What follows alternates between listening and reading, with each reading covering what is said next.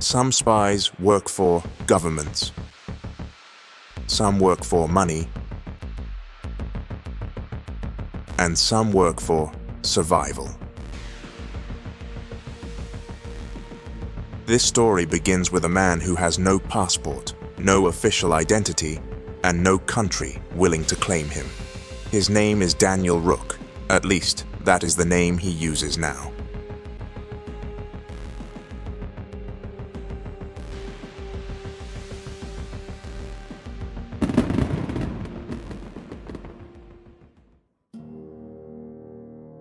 Daniel is hiding in a crowded port city where faces change daily and questions are dangerous. He is careful enough to stay alive until someone finds him. One morning, a sealed envelope is slipped under his door.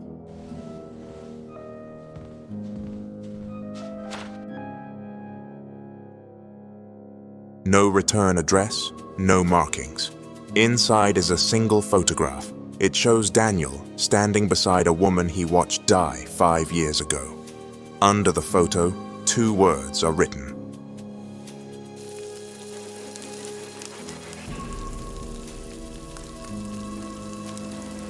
Daniel burns the envelope immediately, then he packs, because only one organization would send that message, and they were supposed to be destroyed. The agency does not exist on any map. It never officially did.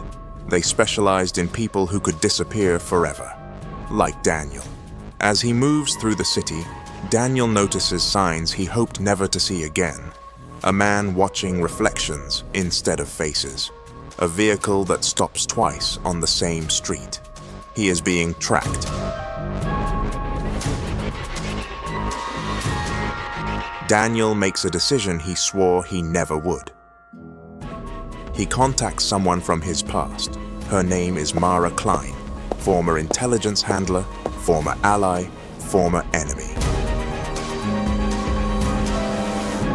Mara answers on the second ring.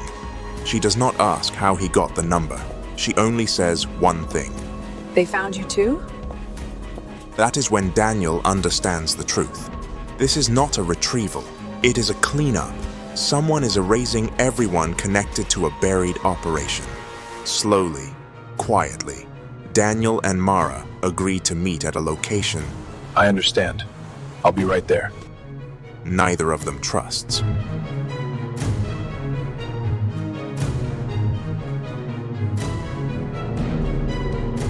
As night falls, Daniel realizes something else. The photograph was not a threat, it was a timestamp, because the woman in the photo is alive, and she is the key to everything they tried to bury. Daniel disappears into the crowd as sirens echo in the distance. The game has started again, and this time, there will be no safe exit.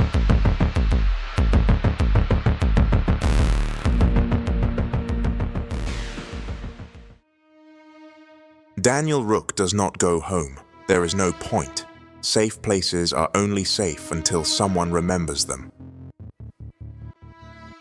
He changes clothes in a public restroom, swaps shoes with a torn sole, and walks back into the crowd as someone else. Not a disguise, a subtraction. In a cafe across the street, a television plays the news. The volume is low, but the image is clear. A woman's face appears on the screen. She is being interviewed as a humanitarian aid coordinator. The caption below her name reads something Daniel does not recognize, but the face is unmistakable.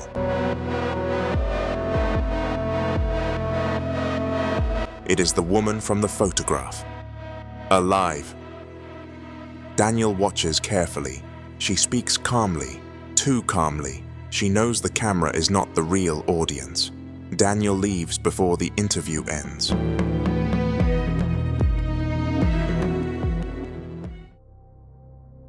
Mara Klein arrives in the city at dusk. She does not contact Daniel. She waits. That is how they survived before. By never moving first. Their meeting place is a forgotten train platform, closed for years, but still connected to the underground lines. No cameras, no signals.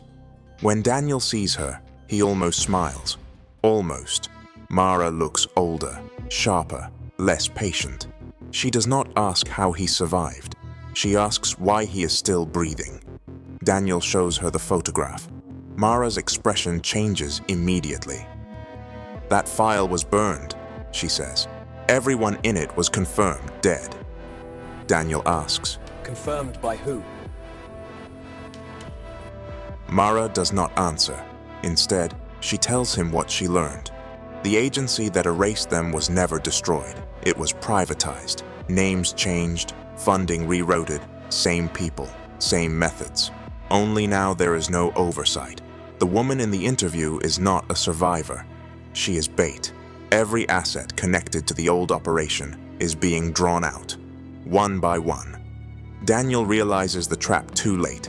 The cafe interview was broadcast only in specific regions where former operatives are hiding. A signal disguised as charity. Mara receives a message on a device she forgot. Coordinates, a deadline. Last chance to come in clean. Daniel knows what that means. If they go, they disappear forever. If they don't, they are hunted publicly. Before they can decide, the lights on the platform flicker. Footsteps echo from both ends of the tunnel. Not rushing, not hiding. Professional.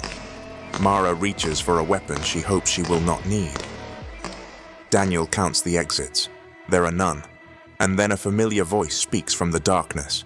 Daniel, you really should have stayed dead.